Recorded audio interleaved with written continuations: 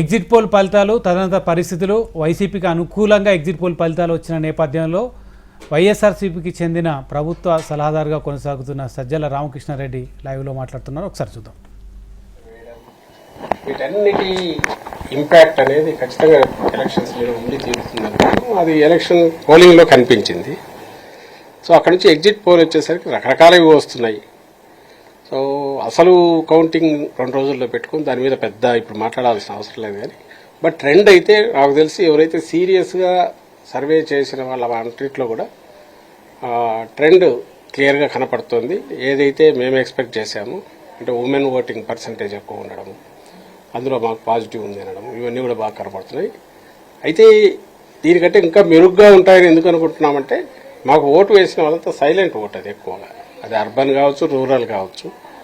అందువల్ల silent vote కాబట్టి ఈ పోల్స్లో అంత ఎక్స్ప్రెస్ అయి ఉండకపోవచ్చు, రిఫ్లెక్ట్ అయి ఉండకపోవచ్చు. నిజంగా వాళ్ళు సీరియస్గా చేసి ఉంటే అవన్నీ రేపు కౌంటింగ్లో వచ్చేస్తాయి, ఇంకా బెటర్ రిజల్ట్స్ ఉంటాయని అనుకుంటున్నాను. అంటే అన్ని సంస్థలు కూడా మహిళలకు సంబంధించి ఎక్కువ మీ పార్టీకి అనుకూలంగా టీడీపీకి పురుషులు అనుకూలంగా ఉన్నారనేది కూడా తెలుస్తుంది. ఎందుకు మహిళలు ఎక్కువ మీ పార్టీకి అనుకూలంగా ఉన్నారు? మహిళలు అంటే కుటుంబం మొత్తం ఉంటుందని నేను అనుకుంటున్నా. ఎక్కడో కొన్ని చోట్ల మాత్రమే మహిళ ఒక రకంగా పురుషుడు ఒక రకంగా వేసి ఉండొచ్చాము. కానీ మహిళలు అనేసరికి కుటుంబం మొత్తం ఉంటుందని మేము అనుకుంటున్నాము. ఎందుకు ఎక్కువగా ఉంటుందంటే మహిళలకు సంబంధించి వేసిన కుటుంబం ఒక సెంటర్గా యూనిట్గా అనుకుంటే అందులో మహిళకు ప్రధాన పాత్ర ఇచ్చి ఆమెకే అన్ని కట్టబెట్టడము, బెనిఫిట్స్ అన్ని దయచేసి చేరడము, వీటన్నిటి వల్ల ఆ ఓనర్షిప్ ఒక హక్కులాగా తను ఫ్యామిలీ గురించి కేర్ తీసుకోవడానికి అవసరమైన ఆర్థిక వెసులుబాటు బాగా వచ్చింది మహిళలకు. సో దానివల్ల స్థిరత్వం వచ్చింది, వాళ్ళ ఆత్మగౌరవం పెరిగింది. పిల్లల చదువులు అయితేమి, వైద్యం అయితేమి, కుటుంబంకి సంబంధించిన వ్యవహారాలు అయితేమి అన్నిటిని చూసుకోగలిగారు. ఇంటి పట్టా వాళ్ళకే వచ్చింది. ఇవన్నీ వచ్చినప్పుడు సహజంగానే ఈయన జగన్మోహన్ రెడ్డి గారు ఉంటేనే ఇవి వస్తాయి అనే నమ్మకం కుదిరింది. కాబట్టి ఈ 5 yearsలో నేను తేడా చూపారు కాబట్టి వాళ్ళు ఎక్కువ చొరవ చూపారని అనిపిస్తుంది. వాళ్ళు వచ్చారంటే సహజంగా కుటుంబాలు కూడా మెజారిటీ వచ్చి ఉంటాయని అనుకుంటున్నాం మేము. అంటే చంద్రబాబు, పవన్ కళ్యాణ్ లాంటి వ్యక్తుల్ని ఓడించి తీరుతామని గతంలో కూడా మీరు సవాల్ చేశారు మీ పార్టీ. కానీ ఇప్పుడు ఈ సర్వేలో మాత్రం వాళ్ళు గెలుస్తున్నట్టు చెప్తున్న పరిస్థితి.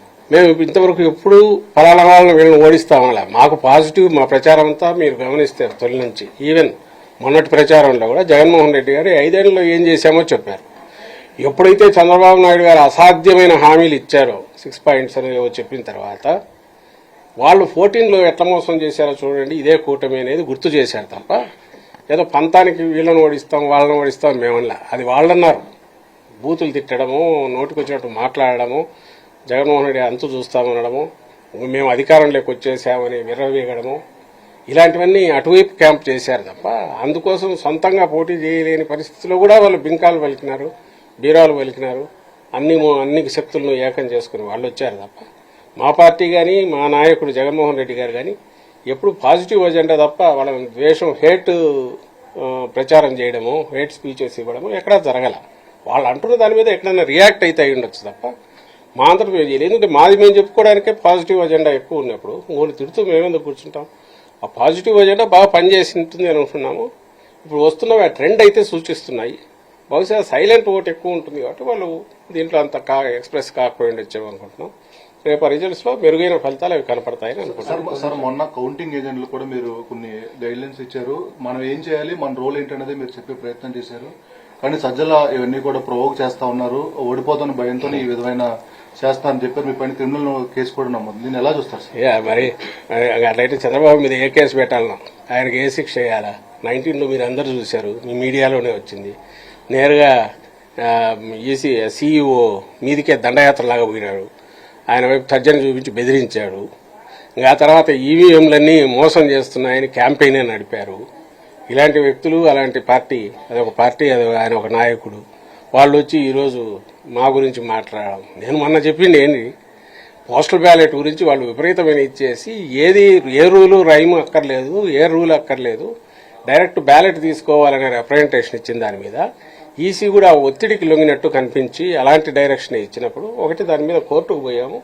రెండవది పోస్టల్ బ్యాలెట్ మీద వాళ్ళు ఎక్కువ ఇది పెట్టుకున్నట్టున్నారు కాబట్టి మీరు జాగ్రత్తగా ఉండండి మా ఏజెంట్లకు చెప్పాము. ఆ ప్రాసెస్లో ఏం చెప్పాము, ఎట్టి పరిస్థితుల్లోనూ వ్యాలిడ్ ఓటు ఇన్వాలిడ్ కాకుండా చూడండి.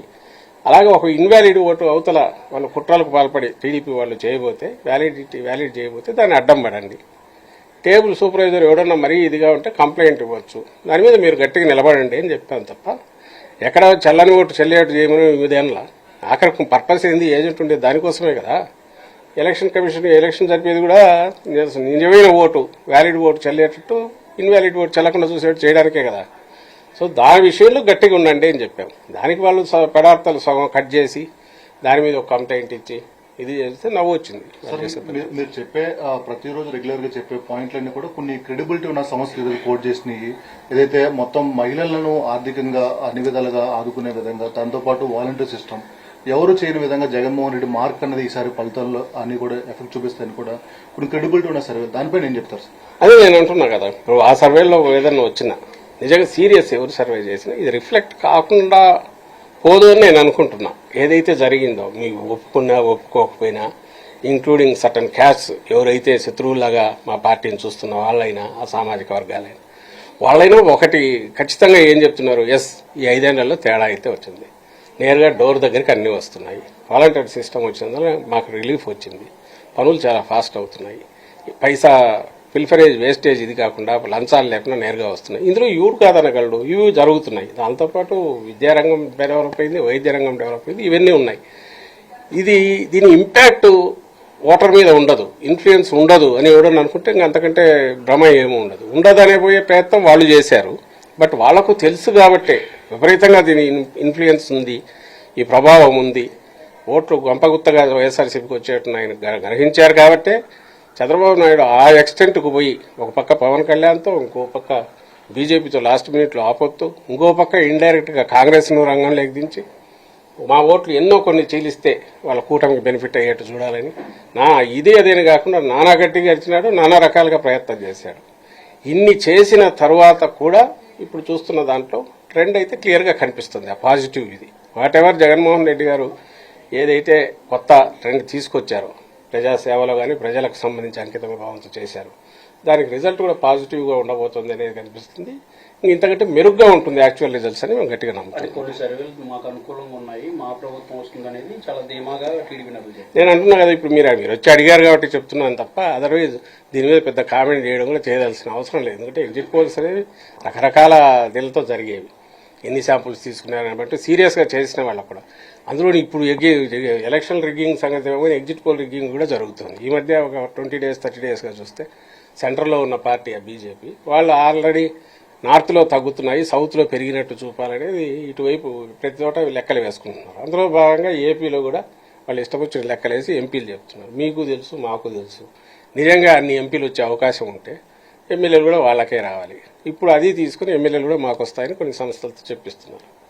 సో మేమంటున్నది ఏంటంటే మా దానికి సంబంధించి ఎవరైనా చేసి ఉంటే రీజన్ ఇది చెప్తున్నారు. ఇదో మహిళల ఓటు పర్సంటేజ్ పెరిగింది, పురుషుల ఓటు వాళ్లకు అన్నీ మాకే వచ్చినాయని అట్లా చెప్పేవాళ్ళు కూడా పురుషుల ఓట్లు వాళ్ళకు కొంత ఎక్కువ వచ్చిందని చెప్తున్నారు. ఈ వ్యాలిడ్ రీజన్ సబ్స్టాన్షియేట్ చేసేంత ఈ 5 ఏళ్లలో జరిగినవి కూడా మనకు కనపడుతున్నాయి. కాబట్టి వీటన్నిటిని బట్టి చూస్తే నేను అంతకుముందు అన్నట్టు ట్రెండ్ పాజిటివ్ మాకు కనపడుతుంది. ఇంకా మిగిలిన వాటికి సంబంధించి ఏమైనా ఎక్స్ప్లెనేషన్ ఇస్తే వాళ్ళు ఇవ్వాలి. లేదు ఈ 2 రోజుల పాటు వాళ్ళంతటా వాళ్ళు 130, 140 వేసుకుని దానివల్ల ఆనందం పొందితే పొందనివ్వండి. దాని గురించి మేము కామెంట్ చేయదలుచుకోవాలి. పోస్టల్ బ్యాలెట్ వ్యవహారానికి సంబంధించి ఇంతకుముందే కోర్టు తీర్పు ఇచ్చింది, మీరు వేసిన పిటిషన్ తోసిపుచ్చింది. సో దీని మీద ఇస్తాను సుప్రీంకోర్టుకు వెళ్తున్నాం. ఎందుకంటే మీరు గమనిస్తే నేను దీని మీద చెప్పాలి కూడా. జూలై 2023 లాస్ట్ ఇయరే ఒక గైడ్ లైన్స్ ఇచ్చారు. అందులో క్లియర్గా ఉంది పోస్టల్ బ్యాలెట్ దేన్ని కన్సిడర్ చేయొచ్చు అనే దాంట్లో. డిక్లరేషన్లో అటెస్టింగ్ ఆఫీసర్ సంతకము ప్లస్ సీల్ లేకపోతే కనీసం డీటెయిల్స్ అన్నా రాయాలి అని ఉంది. అది లేకుండా గుర్తుపట్టలేరు. ఎవరు సంతకమైనా చేసి నా సంతకం మీ సంతకం చేసి కూడా గెజిట్ ఆఫీసర్ అనొచ్చు. అలాంటి అంత క్లియర్ గైడ్ లైన్స్లో ఉన్నది. ఇప్పుడు పోలింగ్ అయిపోయిన తర్వాత మధ్యలో అది అవసరం లేదని ఒక 4 లైన్ల లెటర్ ఈసీ నుంచి వచ్చింది. ఇంకా అంతకంటే బ్లాటెంట్ వయలేషన్ ఏదైనా ఉంటుందా? తను చేసిన రూల్ను పోనీ దాన్ని సూపర్సీడ్ చేస్తున్నాము, ఈ కారణాల వల్ల చేస్తున్నాము, అది ఆల్ ఇండియా అప్లికేషన్ కాదు. ఇక్కడ సీఈఓ రాస్తాడు, క్లారిఫికేషన్ అని వాళ్ళు ఇస్తారు, దాన్ని బేస్ చేసుకుని సీఈఓ కిందికి పంపుతాడు. ఇంతకంటే బ్లాటెంట్ వయలేషన్ వాళ్ళు పెట్టుకున్న గైడ్ లైన్స్, వాళ్ళు పెట్టుకున్న రూల్స్ వైలేట్ చేయడం అంటే ఏదో మాలిఫైడ్ ఇంటెన్షన్ లేకుండా ఎందుకు చేస్తున్నారంటే పోస్టల్ బ్యాలెట్ మీద వాళ్ళు ఏదో హోప్స్ పెట్టుకున్నారు, అన్నీ వాళ్ళకు వస్తాయని. అది ఓ భ్రమే. మేము క్వశ్చన్ చేస్తుంది అనేది ఎవరికి వచ్చినా రానివ్వండి, కానీ ఒక రూల్ను ఇంత అడ్డగోలుగా వైలేట్ చేయడం ఏంటి, చంద్రబాబు నాయుడు ప్రెజరైజ్ చేయడం ఏంటి, ఈసీ దానికి తలొగ్గడం ఏంటి అనే దాని మీద ఖచ్చితంగా కోర్టుకు అప్రోచ్ అయ్యి లెట్ ది కోర్టు డిసైడ్ అని వెళ్ళాము. ఇక్కడ వాళ్ళు హెజిటేటెడ్, దాని మీద పోలే, అందువల్ల సుప్రీంకోర్టుకు పోదాం అనుకుంటున్నాం. దాని మీద ఆలోచిస్తాం, సుప్రీంకోర్టుకు పోయే ఆలోచన చేస్తున్నాం.